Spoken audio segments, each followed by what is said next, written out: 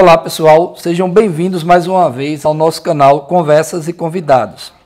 Hoje eu tenho o prazer de estar aqui na casa do Padre Henrique, né? E devido às medidas de segurança e de saúde, vocês não irão ver a minha imagem. Eu estou por trás da câmera e o padre está à frente da câmera, então nós estamos mantendo uma distância de mais ou menos 3 a 4 metros. E aí, devido a essas medidas de segurança, já que nós dois estamos em quarentena, ele por ter 90 anos de idade e eu por ter problemas inerentes à respiração. Então, nós estamos nos precavendo muito bem e, em respeito um ao outro, nós estamos mantendo essa distância. Todo o aparelho, todo o material aqui totalmente higienizado, ele não está tendo contato com nada dos aparelhos aqui que serão utilizados. E aí, para mim é um prazer estar aqui com o Padre Henrique. Nós já tínhamos essa ideia de gravar, né? Nós já tínhamos conversado antes, mas a oportunidade é Deus quem dá. Infelizmente, nós estamos nesse momento pandêmico e a oportunidade veio agora. Então, para aqueles que nos assistem, não tecerem suas críticas depois sobre as medidas de segurança, eu estou aqui na presença da nossa amiga Bezinha, que está ali de lado. Caso o padre não consiga ouvir minhas perguntas, ela irá repetir. Por pedido dela, ela não está saindo na imagem também. Então, ficará aqui o arquivo e a memória do Padre Henrique, que era uma coisa que nós tínhamos a vontade de coração, né, de dedicação à pessoa e o trabalho dele, de guardar a memória viva desse padre tão querido aqui do município de Floresta, Pernambuco. E a primeira pergunta que eu vou fazer ao padre é se ele está consciente de que a sua imagem será levada para o mundo inteiro, né? Se ele realmente autoriza, se ele tem realmente a vontade que eu grave, né, e leve a sua mensagem. O senhor autoriza, padre, que sua imagem seja levada para o mundo? Autorizo. Muito bem, Padre Henrique. Então, tá ok. Então, vamos começar. Então, é muito importante, de início, para mim, eu acho que para todos, é curioso, principalmente da minha pessoa, saber da sua história de vida, padre. O senhor poderia narrar, de uma forma bem sintetizada, um pouco da sua história de vida? O senhor que veio lá da Europa, é holandês, veio muito jovem, se consagrou lá, tornou-se padre e veio dedicar sua vida ao Brasil. O senhor poderia sintetizar de forma bem sucinta a sua história de vida aqui no Brasil? Pois. Em primeiro lugar, eu posso dizer que eu nasci na Holanda no dia 11 de novembro do ano 1929, no início do século passado, né?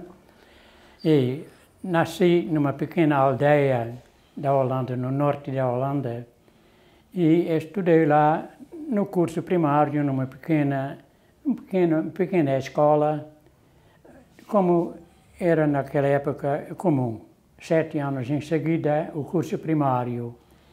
E depois eu sonhei, de vez em quando, uma vez que tinha um padre, um carmelita, quando ele pregava, eu gostava de ouvir. Mas muitos outros padres, o vigário mesmo também, fizeram só medo à gente, com as pregações sobre o inferno, o purgatório e todas essas coisas, sobre o pecado. Então, como aquele padre eu gostei e pensei também que quero ser padre também para explicar como o padre faz, né? Mas depois eu também estava gostando muito de uma menina, tinha 12, 13 anos, e não tive coragem para dizer aos meus pais, né? Eram pobres, nós éramos uma grande família, meus pais tinham 14 filhos, 6 homens e 8 mulheres, né? Uma grande família. Então, depois, Eita, padre. quando eu cresci e começou a Guerra Mundial e a Holanda foi invadido pelo nazismo, então eu vi aquelas crueldades contra os judeus e aquele medo da vivência, todos os aviões da Inglaterra, dos Estados Unidos, passando por cima da Holanda para bombardear a Alemanha. 5 anos de agonia, não tinha tranquilidade, não é? Mesmo a gente brincando, mas sempre com aquele medo de uma vez tinha que nos esconder, bombardeamentos e tudo isso. Então, acho que isto influenciou um pouco a minha vocação. Então, quando eu tinha 16 anos, ou 17 quase, eu falei com aquele padre. Então ele diz, no seminário das dioceses só aceitam meninos até 12 anos. Depois de 12 anos não aceitam mais. Não é? Hoje eu digo porque não dava mais para fazer como lavagem cerebral. Não é? Então, mas ele diz, tem uma congregação que se chama para vocações tardias. Então eu me informei com a congregação da Sagrada Família e lá foi aceito. Então eu estudei como os missionários da Sagrada Família, que tinha suas missões na Indonésia, especialmente que era colônia da Holanda, né?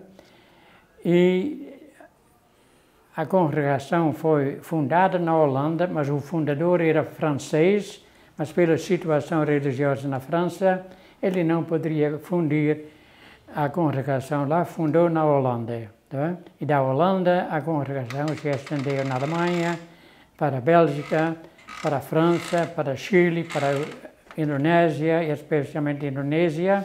Então eu me coloquei também para a Indonésia. Mas depois, nos tempos já no seminário maior, vieram uns bispos aqui do Brasil pedindo nos seminários padres para o interior de Pernambuco, em Floresta, quer dizer, o interior de Pernambuco e outros interiores do país, porque falta de padres. Então eu tinha lido um livro sobre o Brasil. O título, se me lembra bem, era, como se chama-se? Era sobre o Mato Grosso.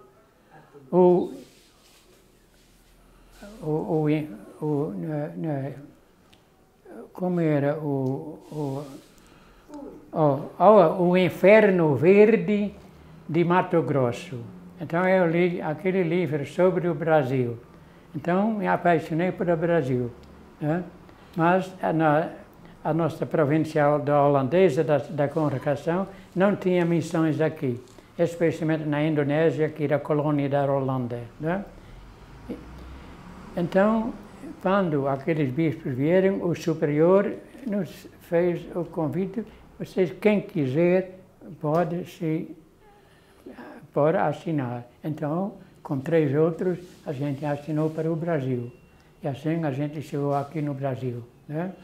O senhor já está com quantos anos que é padre aqui no Brasil? No Brasil, eu cheguei no Brasil no ano 1961, do século passado. Então, vamos dizer, depois, alguns anos passados, passei 1 ano e meio na Holanda de novo. Né? Mas lá, eu nunca tinha vontade para voltar para a Holanda, porque como se chama, fiz opção para ser missionário e queria ser missionário até o fim. Né?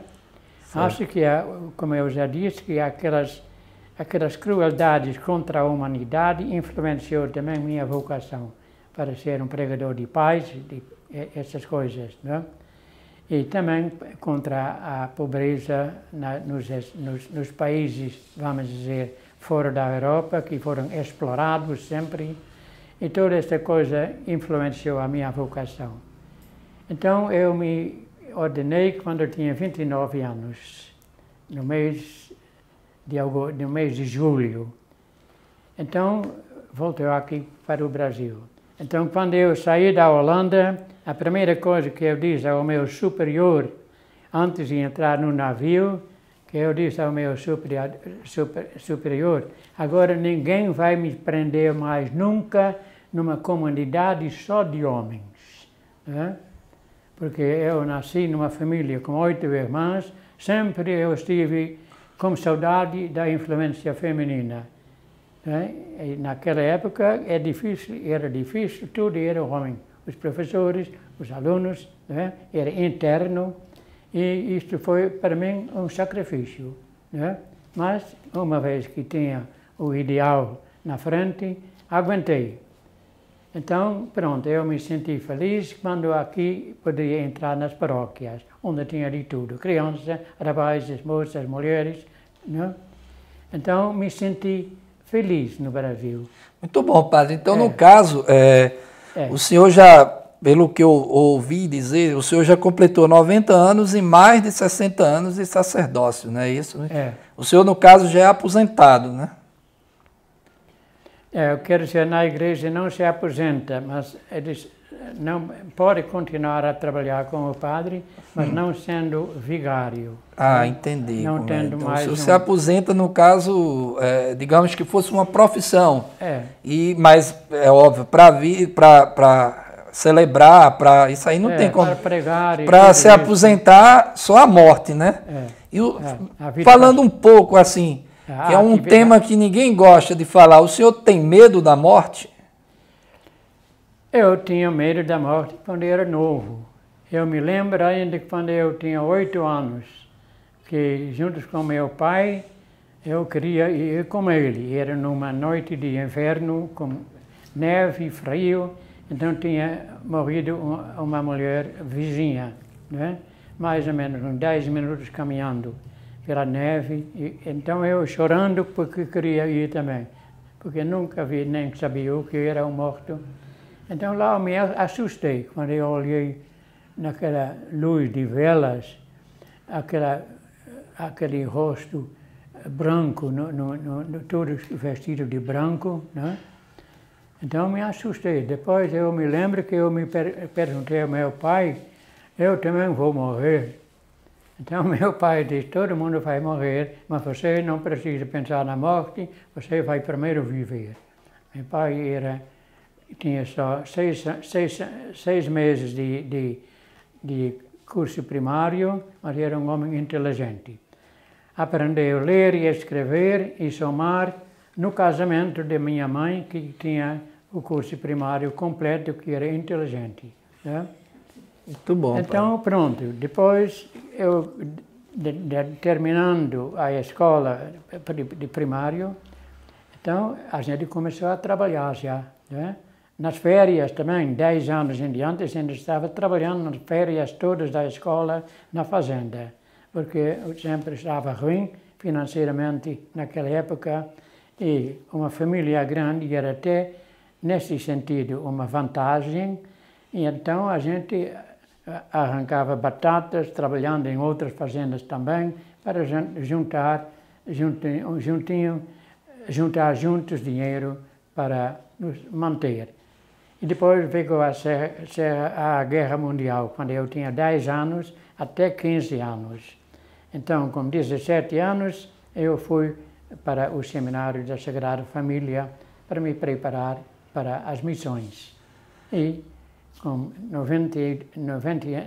29 anos fui ordenado, e em 1961, no dia do meu aniversário, 26 de novembro, eu pulei aqui no país em que eu queria trabalhar para a igreja. No país o qual o senhor retornou, né? Porque o senhor tentou uma nova adaptação na Holanda, que eu soube, o senhor voltou à Holanda, mas não deu certo. Aí o senhor retornou ao Brasil, né? Hoje o senhor mora sozinho aqui, no caso, né? O meu retorno no Brasil foi interessante. Eu acho, porque eu ficava em contato com vizinha, com muita gente aqui, né? E sempre, e depois foi interessante, eu lendo uma vez, estudando a Bíblia, então aquela mulher que nem era judia, mas que ouviu falar sobre Jesus que curava doentes, e ela estava com uma hemorragia, e os médicos que ele consultou, nada adiantou, sempre piorando. E quando ela ouviu falar daquele Jesus, um judeu, então um dia ela ouviu falar que ele ia passar como uma grande multidão perto da casa dela. Então ela disse, eu vou olhar. Então ela foi olhar, como diz o Evangelho, não é? Ela olhou Jesus, dizendo, só tocando a roupa daquele homem eu vou ficar curada. Então ela passou por todo mundo dentro, lutando para chegar perto, tocou a roupa dele e o evangelista, ela se sentia curada. Então Jesus disse uma coisa interessante. Disse aos seus discípulos, quem me tocou? Quem tocou na minha roupa? E os discípulos diziam, como pode perguntar isto? Numa multidão deste, todo mundo empurrando um ao outro. Não, mas alguém tocou na minha roupa, porque saiu de mim uma força. Então foi, como eu interpreto isto, aquela mulher, a fé dela, né, tocou no dom de saber curar de Jesus. Ele nem sabia, ele mesmo nem sabia que ele tinha curado aquela mulher. Então ela se admirou, dizendo, mulher, grande é a tua fé. Então uma manhã eu me acordei lá na Holanda e pensando nisso. E numa vez me deu a vontade para voltar para o Brasil. A vontade, não sei, é uma vontade forte, não tinha mais dúvida. Ninguém me tirava mais da cabeça, nem meus parentes, nem a congregação, eu volto para o Brasil. Depois eu pensei, uma vez que vocês muitas vezes, aqui tem muita gente rezando para o Senhor voltar. Acho que alguma oração daquele povo foi muito forte, em mim, né? E conseguiram me puxar de novo para cá. Né? E por isso estou de novo aqui contente. Muito bom, padre. Outra coisa interessante que